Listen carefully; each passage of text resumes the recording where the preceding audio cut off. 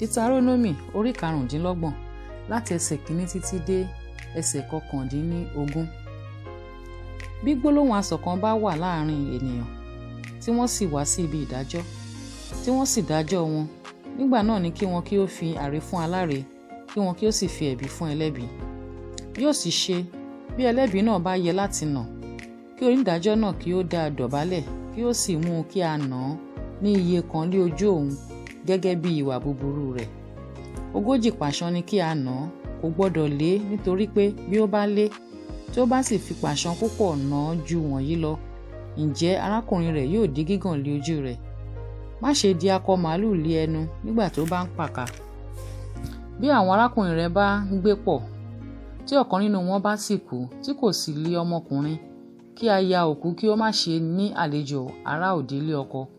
Arákùnrin ọkọ rẹ̀ ni kí ó wọlé tọ̀ ọ́, kí ó sì ní ilé aya, kí ó sì ṣe iṣẹ́ arákùnrin ọkọ fún un.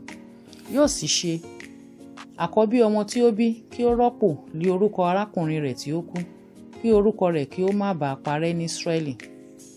Bí ọkùnrin náà kò bá sì fẹ́ láti mú aya arákùnrin rẹ̀, ǹjẹ́ kí aya arákùnrin rẹ̀ kí ó gòkè lọ sí ẹnubodè tọ̀ àwọn àgbà lọ, kí ó sì wí pé, arákùnrin ọkọ mi kọ̀ láti gbé orúkọ arákùnrin rẹ̀ ró ní Ísírẹ́lì, òun kò fẹ́ ṣe iṣẹ́ arákùnrin ọkọ mi.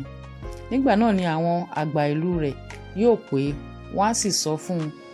Bí ó bá sì dúró sí i tí ó sì wí pé èmi kò fẹ́ láti mú un, nígbà náà ni aya arákùnrin rẹ̀ yóò tọ̀ ọ́ wá níwájú àwọn àgbà náà, òun á sì tú bàtà rẹ̀ kúrò ní ẹsẹ̀ rẹ̀, á sì tutọ́ sí ilé ojú, á sì dáhùn, á sì wí pé báyìí ni kí a máa ṣe sí ọkùnrin náà tí kò fẹ́ ró ilé arákùnrin rẹ̀.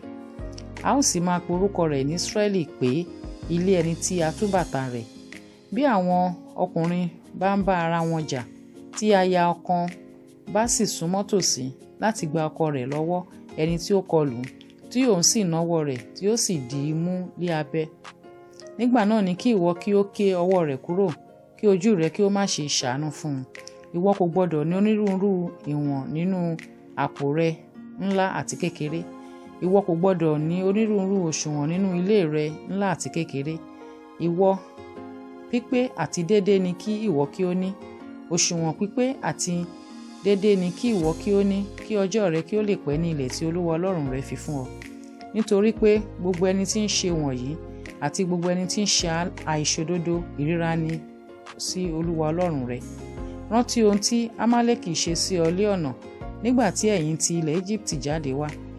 Bí ó ti pàdé rẹ lé ọ̀nà tí ó sì kọlù àwọn tí ó kẹ́yìn rẹ̀, àní gbogbo àwọn tí ó ṣe aláìlera lẹ́yìn rẹ̀, nígbà tí àárẹ̀ mú ọ tán, tí agara sì dá ọ, tí òun kò sì bẹ̀rù Ọlọ́run.